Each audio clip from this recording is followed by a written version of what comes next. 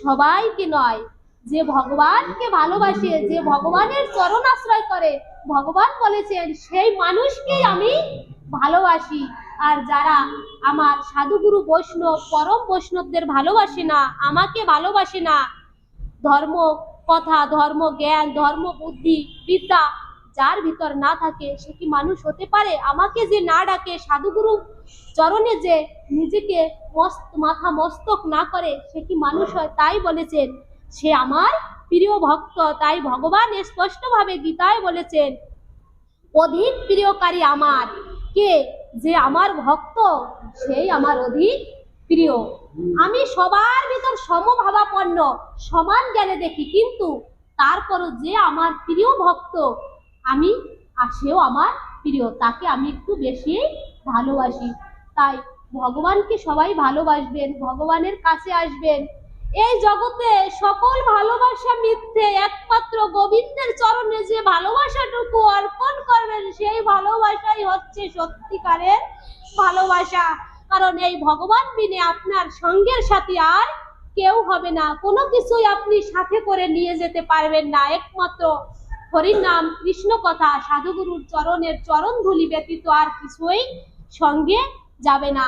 তাই ভক্তিকে ভগবান গীতার মধ্যে জ্ঞান ভক্তিকে প্রাধান্য দিয়েছেন, বলেছেন এই যে আমি মোক্ষ যোগ পাঠ করি। মোক্ষ মানে কি?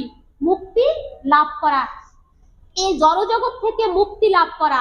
তাহলে ভগবান, আপনি যদি চান যে ভগবান এই জগতে আমি ত্রিতাপ জ্বালায় আছি, এই দুঃখ কষ্ট আমার আর সহ্য হচ্ছে না, তুমি আমাকে মুক্তি দাও, ভগবান ঠিকই মুক্তি দেবেন, কিন্তু সে তার কাছে নেওয়ার সেই মুক্তি দেবেন না।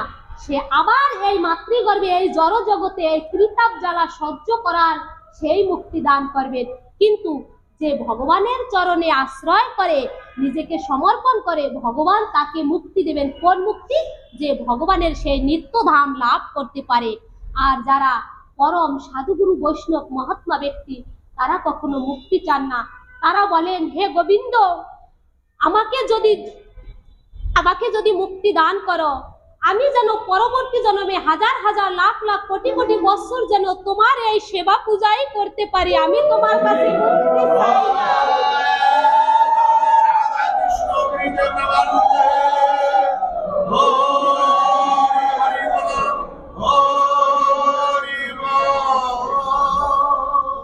তাই যারা এই জন্মে ভগবানকে আশ্রয় করে, ভগবানকে ভালোবাসে, তাদের এই কর্মফলের দ্বারাই কিন্তু তারা আবার কি বণিকের ঘরে এবং ভক্তি মাতা পিতার বা পরম বৈষ্ণবের গৃহে জন্মগ্রহণ করতে পারেন। কারণ আপনারা হচ্ছেন পরম সাধুগুরু বৈষ্ণব।